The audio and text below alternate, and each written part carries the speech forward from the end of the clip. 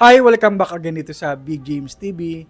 Today's video, pag-uusapan natin, at kasi marami rin nagtatanong sa akin, ano ba itong arcade classic na to? Parang hindi nakakaalam about dito sa arcade classic na to, about dun sa mga nag-i-inquire sa akin. Ano nga ba yung laman nitong mga naka-install ditong games? So pag-uusapan natin dito yun ngayon sa channel na to. So bago tayo mag-proceed, baka pwedeng pa-subscribe naman, Big James TV, at hit mo yung notification bell para pag na-upload ako ng mga ganitong videos or any tech tips videos ay notify kayo.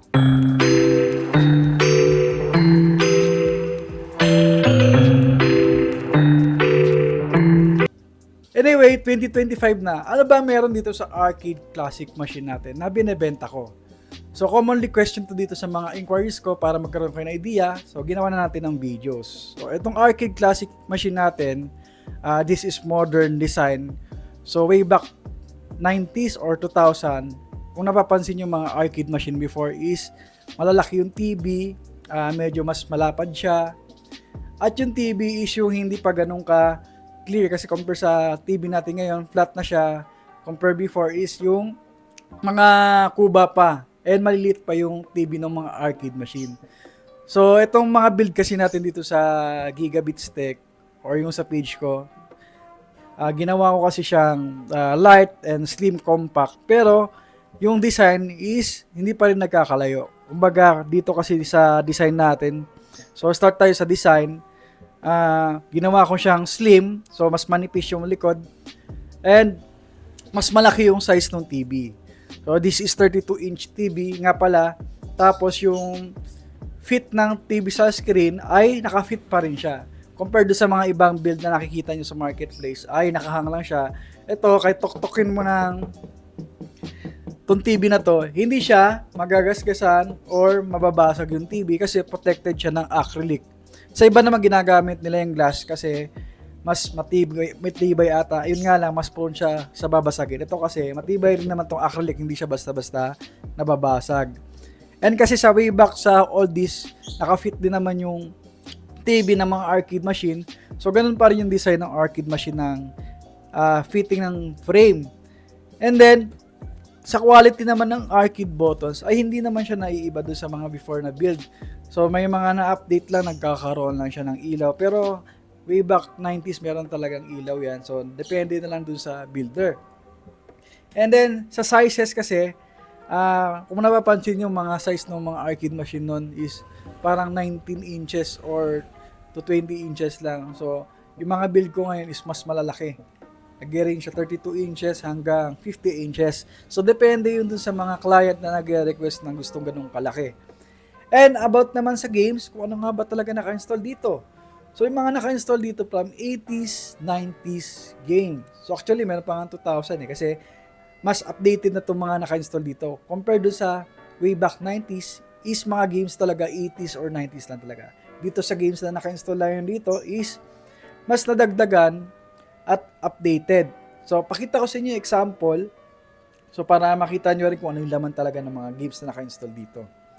So, start tayo sa mga emulated console na install dito. So, yung meron dito is PSP. So, ito yung sa handheld console. So, nilagay siya dito sa arcade. Then, PS1. Meron na rin kasi before wala namang PS1. Iilan lang din yung naka-install. Sunod, Nintendo 64. So, wala rin to sa dati. Sa mga 80s, 90s. Iilan lang din. Depende do sa arcade machine. Then, family computer. Ito talaga sa mga oldies. Isa to sa nilalaro ko nung bata pa ako, nasa around 7 or 8 years old ako noon. Meron na ako nito. Super Family Computer, Game Boy Advance, ito, handheld din to. Nilagay na rin nila sa arcade. Game Boy Color, so hindi nagkakalayo yan, Game Boy Advance, Game Boy Color. Nilagay na rin dito sa arcade. Mega Drive, PC Engine, Dreamcast, Final Burn Alpha. Ito talaga yung mga 90s games tsaka 80s. So, dito kami nagsimula nun. So, Mame, ito na rin yun. And, that's all. So, nasa around 1, 2, 3, 4, 5, 6, 7, 8, 9, 10, 11, 12. So, 12 emulated console ang naka-install dito. So, nasa around, check natin yung games, kung ilan naka-install na games dito. So, meron siyang 1,000 page. Sa isang page, meron 10. So, total of 10,000 games. So, depende yun mga kabilog. Minsan, nakukuha ko 8,000 games. Depende doon sa supplier ko. So, yung build natin ngayon is nasa 10,000 games. Nadagdagan siya. Before kasi 8,000 yung mga naka-install dito. So, ngayon, meron tayong 10,000 games. So, napakadami ng mga kabilog. Depende sa inyo. Hindi kayang tapusin na isang araw yun sa dami ng games. So, kung gusto nyo mag-search ng games, meron tayong search. Kita dito sa taas, press nyo lang yung start. Then, example search tayo yung mga favorite nating games, Metal Slug. Ayan, so ang daming lumabas na Metal Slug. So, iba-ibang klase ng emulated console yan. Meron tayong Metal Slug 1 hanggang Metal Slug 6. So, meron pang Metal Slug Advance. Ito yung sa Game Boy Advance naman.